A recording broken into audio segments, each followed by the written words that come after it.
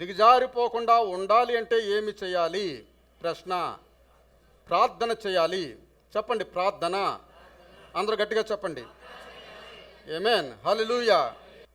పౌలు, శీల గురించి మనం చూస్తుంటాం. వారు చెరసాల్లో బంధించబడినప్పుడు వారు అర్ధరాత్రి వరకు ప్రార్థన చేస్తారు.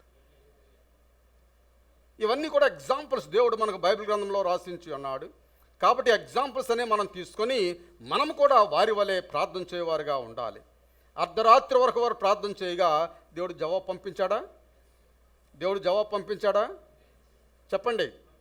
దేవుడు జవాబు పంపించాడు. అదేవిధముగా పేతురు చెరసాల్లో ఉన్నప్పుడు సంఘమంతా కూడి ప్రార్థన చేసింది.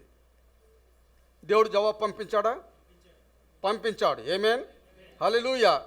ఆ చెరసాల నుండి ఆయన నడుచుకుంటూ బయటకు వచ్చేసాడు. అటువంటి అద్భుత కార్యం దేవుడు చేశాడు. మన జీవితంలో అన్ని అవసరాల నిమిత్తము చాలా రకాలైన అవసరాలు ఉంటాయి.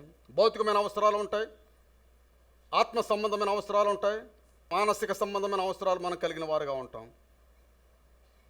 వాటి గురించి మనం ప్రార్థన చేస్తూ వాటి గురించి జవాబు పొందుకునే వరకు మనం ప్రార్థన చేయవారుగా ఉండాలి. అవసరాల నిమిత్తం, సమస్యల నిమిత్తం, శ్రమల నిమిత్తం, శోధన నిమిత్తం మనం ప్రార్థన చేయడం మర్చిపోరాదు. ప్రార్థన ఏమైనా ఆయుధం ప్రియులారా, ప్రార్థన ఏమైనా ఆయుధం. ఆ ఆయుధం లేకపోయినట్లయితే మనం ఓడిపోతాం. సాతాను దగ్గర ఉన్న ఆయుధము ప్రార్థన ఆయుధం కాదు. అది మెంటల్లీ మన కొట్టాలని ఒక ఆయుధం ఉపయోగిస్తూ ఉంటుంది. మన థాట్ వరల్డ్, ఆలోచన విధానాన్ని అది మార్చి మన కొట్టాలని ప్రయత్నం చేస్తుంటుంది. మన ప్రార్థన ద్వారా దాన్ని తిరిగి కొట్టువారుగా ఉంటాం.